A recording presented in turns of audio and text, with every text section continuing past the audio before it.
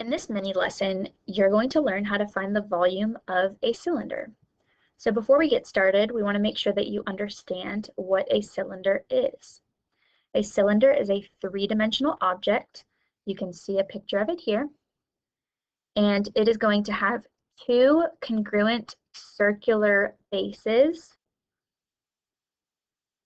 To find the volume of a cylinder, we want to remember that in general, volume is considered to be the area of the base of whatever your object is times the object's height.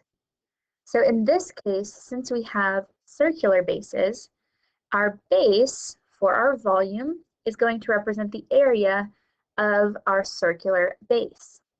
So remember, to find the area of a circle, we want to take pi and multiply it by the radius squared. Before we keep going, let's remember that the radius is that distance from the center of the circle out to any one of the sides of your circle. Now let's continue. So we have the base times our height. And let's go back to our object. Our height is going to be that distance between the two circular bases. All right, so let's go ahead and look at an example. Our first example, we're going to say that we have a radius of 3 centimeters and a height of 6 centimeters. So if we wanted to label that on our picture, this red distance here would be our radius, which would be 3 centimeters. And our height, which is our long distance here, is going to be 6 centimeters. All right, so let's go ahead and take our information, and we're going to plug in the radius and the height into our formula. So V stands for volume. That's what we're searching for, so we're going to leave that variable there. Equals, we're going to start with pi times our radius squared. So in this case, our radius is 3, so we're going to plug in a 3. But don't forget that the radius is squared. It's saying that you want your radius multiplied by itself. So we're going to make sure we have 3 raised to the second power, meaning 3 multiplied by itself. Times, and then we're going to have our height, which is 6. And so all we've had to do here is we've plugged in 3 for r because it is equal to r, equal to the radius. They are the same. And same thing for our 6 is the same as h, our height. So we're plugging it right into our formula.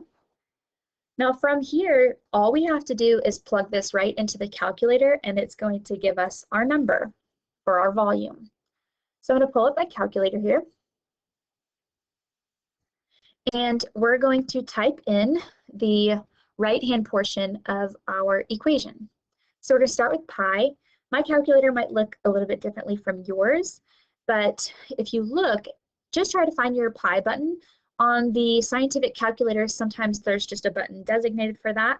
On this particular calculator, it's in kind of the background here, so I have to click second, and then click on that button, and it's going to put the pi symbol on my on the screen of my calculator. Then we're going to multiply by our radius squared is 3 squared. So either you can do that in your head if it's something simple like 3 squared, or you can go ahead and type 3 and then actually square it. You can click this x squared button, and it's going to basically just square my 3. Times our height is 6. So that's the entire right side of our equation. So I'm going to click enter, and this is going to represent the volume of our cylinder. So what we want to do is we want to round. I'm going to just say that we're going to round to the nearest tenth.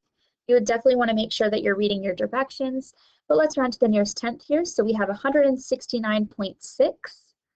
So we're going back over here. Our volume equals, equals 169.6, but we cannot forget our units. Looks like I messed up my units up here. This should have been centimeters. Okay, so since we had 3 centimeters that were squared and 6 centimeters as well, what that does is, since we have a 3-dimensional object, it means that we end up with 3 of those centimeters being multiplied together. So we end up with centimeters cubed. Volume is measured in cubic units. So in this case, our volume is going to represent 169.6 cubic centimeters. Let's do one more example. So I'm going to scroll down a little bit. We're going to say that in our second example, our radius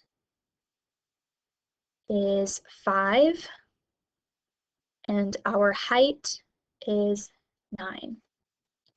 So again, if you wanted to, you could draw a little sketch. It does not have to be perfect because it's, again, just a sketch. But we'd have 2 circular bases, and our radius, again, is going to represent from the center of the circle out to one side. Since the 2 circular bases are the same, it doesn't matter if it's labeled on the top circular base or on the bottom circular base, but that's going to represent our radius, which is 5. And our height is always going to be that side that is connecting the 2 circular bases. That is our height, which is 9. Let's give it some units. I'm just making this problem up. So we're going to say that this is going to be 5 inches, 9 inches. And so we're going to add that to our figure as well. All right, so we want to recall our formula.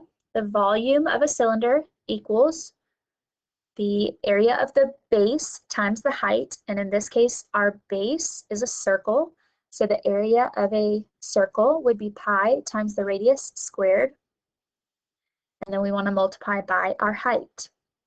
So we're going to take our numbers now, we're going to plug them in for each one of those variables. We're going to take our 5 here and plug it in for the radius, and our 9 and plug it in for the height. So volume, which is what we're solving for, equals pi, which is always just left as pi. That's just a number. It's a symbol for a number, so we leave it. Times our radius is 5. That is squared. You can put parentheses around it if you'd like. Times our height, which is 9. Also, if you want to, you can write this with your units inside of that formula. So we could say 5 inches, put the parentheses around it, and say 5 inches are squared, and say 9 inches is what's being multiplied on the right-hand side. You could write it like that so that you don't forget your units. So our volume equals, and we're going to take our calculator, and we're going to start plugging in some information. Okay? So again, we're going to start with pi. So we want to click second and this little caret button to put the pi symbol on our screen. Or if you're using a different calculator, find the pi button and just select it. Times, our radius is 5, and I can put it in parentheses like this, 5, and then that 5 is squared, times 9 is our height. And don't worry about writing the inches or anything in your calculator. That's not something the calculator wants to use or calculate. So we're going to click enter. And we have about 706.9 cubic inches if we round to our nearest tenth. So let's go ahead and write this number down.